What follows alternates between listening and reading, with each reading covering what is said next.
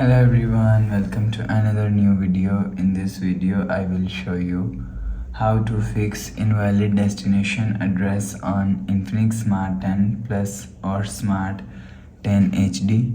Let's start the video. If you want to fix this problem, go to app library. Here click on settings app. Now in setting, scroll down and click on app management. Click on app list. After click on app list, scroll down and click on message app. Click on storage and cache and click on clear cache. After click on clear cache, go back to home screen. You will see your problem is solved.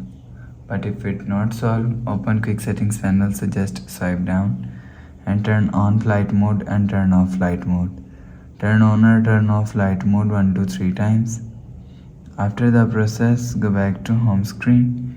You will see your problem is solved. But if it's still not solved, go to app library. Click on settings app. Now in setting, scroll down to and click on system and click on reset phone. If you want to fix this problem, so click on reset all settings. Click on reset.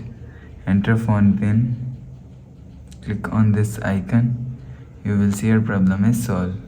So please subscribe for more new latest videos. Thanks for watching.